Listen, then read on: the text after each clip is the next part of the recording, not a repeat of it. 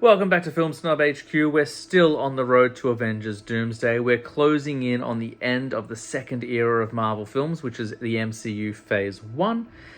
We have talked about Iron Man a couple of times, the Incredible Hulk. We've had some Wolverine action. We've had some Punisher action. Now we're going back to the world of the X-Men with X-Men First Class, which is my favorite X-Men film by far. I think it is a perfect movie. There are a few Marvel films that I think hit that stride, but Iron Man and Spider-Man 2 are 5 stars for me, and this one is as well.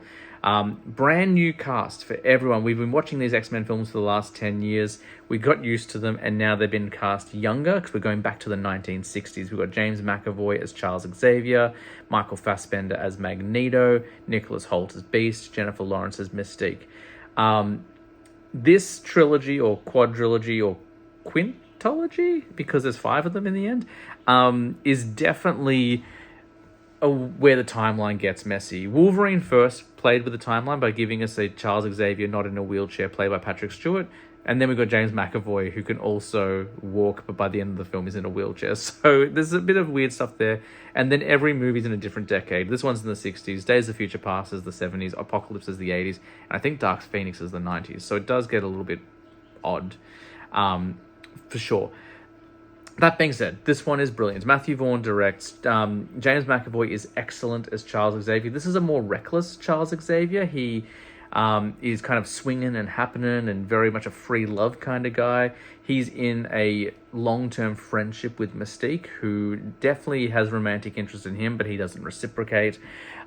We get a lot more Magneto backstory. There was meant to be an Origins film, so Wolverine was the first Origins one. They were going to do Magneto, but after the mixed reviews with Wolverine, they scrapped it. But this serves as a brilliant Magneto origin. We get to see his time in a concentration camp, which was hinted at in the first X-Men film. We get to see him engage with Sebastian Shaw, who was posing as a Nazi officer. And then this rise of hatred and this seeking revenge and kind of him building his kind of displeasure for the human race because of the atrocities they caused, and rightfully so.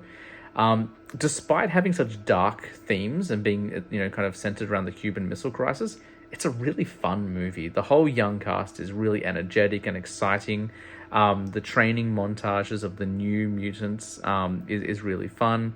But we get some really deep, heartfelt storytelling as well. We find out why Charles Xavier is in a wheelchair and who causes it. I won't spoil it for you if you haven't seen it, but it makes it that much more heartbreaking. It adds so much weight to the previous trilogy, knowing what he's been through and what he is presumably forgiven as well. We have Rose Byrne as Moira McTaggart, and she's working with Charles Xavier and Magneto to recruit the X-Men or recruit the mutants, because the mutants are now have first broken out. We're aware of them, humans are aware of them, and they're starting to hunt them down, and they're scared of them. So the CIA wants to kind of round them all up, and instead Moira McTaggart kind of works with Charles and Eric to do that. Very brief cameo from Wolverine. I think this is the least screen time for Wolverine in any X-Men film, except for maybe Dark Phoenix. I don't think he's in that at all. I can't remember, it's been a while. But his cameo, very enjoyable. It's a really great X-Men film. In terms of who's appearing in Doomsday and Secret Wars, I don't know. We got both Charles Xavier's and both Magneto's in Days of Future Past. I don't know whether they want to do that again, whether they feel the need to do that, but I would be up for any of these cast members coming back. If I had to guess, maybe not Nicholas Hoult. He's kind of tied up with Superman at the moment, playing Lex Luthor, but he did cameo in one of the Deadpool films. I could see McAvoy and Fassbender coming back, but I don't want them to steal the thunder from Patrick Stewart and Ian McKellen either. So I really don't know. If anyone, maybe Jennifer Lawrence. That seems like maybe the most obvious one. Like, that's some pretty big star power that would work. Not that the others aren't stars, but I think like that would kind of hit a target that they're looking for, perhaps. Also, I should mention January Jones, who is excellent as Emma Frost, as is Kevin Bacon as Sebastian Shaw. It's a great flick. It's the best X-Men film in my opinion. Days of Future Past definitely comes close. X-Men 2 comes close, but this one to me is just a 10 Bella. It's wonderful. Next up is Captain America, the First Avenger.